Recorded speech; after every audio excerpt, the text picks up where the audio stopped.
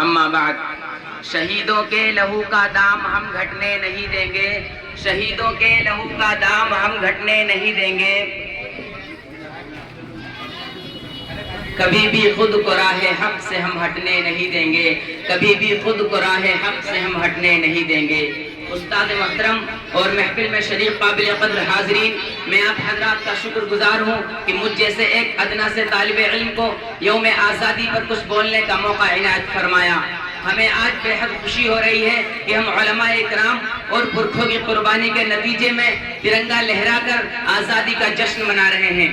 بزرگان محترم، ہندوستان کی سرزمین پر مغل بادشاہوں نے نہایت انصاف کے ساتھ سینکڑوں برس تک حکومت کی، لیکن ایک وقت وہ بھی آیا کہ تن کے گورے اور من کے کالے انگریزوں نے ایسٹ انڈیا کمپنی قائم کرنے کے بہانے ہندوستان پر قبضہ کر کے اور ہندوستانیوں پر ظلم و ستم اور ناانصافی کا بازار گرم کیا اور اس ملک کے باشندوں کا جینا حرام کر دیا۔ ایسے وقت میں انگریزوں کے خلاف سب سے پہلے فتویٰ دینے والے شخص شاہ عبد العزیز محدث دہلوی رحمۃ اللہ علیہ تھے۔ ان کے فتوے کے اثر سے پورے ہندوستان کے چپے چپے میں جذبہ جہاد پیدا ہوا اور اس فتوے کے بعد تحریک بالاکوٹ چلائی گئی کہ ہندوستان چھوڑو تحریک چلی، شاملی کا جہاد ہوا اور اس جہاد آزادی میں سینکڑوں علماء کو پھانسی دی گئی اور ہزاروں مجاہدین آزادی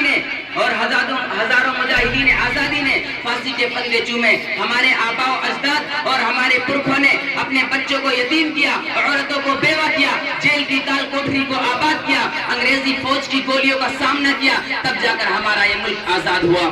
حاضرین مجلس، ان مجاہدین آزادی کی ایک بڑی فہرست ہے جن میں ہندو بھی اور مسلمان بھی، سکھ اور عیسائی بھی تھے۔ اس ملک کو آزاد کرنے کے لیے سب نے مل کر قربانیاں دی ہیں۔ چنانچہ ایک وقت وہ بھی آیا کہ ہندو مسلم اور سکھ عیسائی نے سب نے ایک ہی پلیٹ میں کھانا کھایا اور ملک کی اتحاد و اتفاق کا مظاہرہ کیا۔ انگریزوں نے جب اس ہندو مسلم اتحاد کو دیکھا تو انہوں نے محسوس کیا کہ اب ہم اس ملک میں حکومت نہیں کر سکتے۔ ہندوستان کے تمام مذاہب کے لوگوں نے انگریزوں کے خلاف متحد ہو کر جہاد کیا اور قربانیاں پیش کی، تو یہ ظالم انگریز ہندوستان چھوڑ کر 7 سمندر پار بھاگنے پر مجبور ہو گئے۔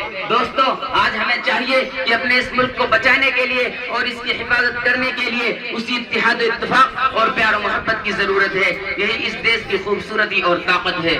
مذہب نہیں سکھاتا آپس میں بیر رکھنا، مذہب نہیں سکھاتا آپس میں بیر رکھنا، ہندی ہے ہم وطن ہے ہندوستاں ہمارا، سارے جہاں سے اچھا ہندوستاں ہمارا۔ بہت اچھا۔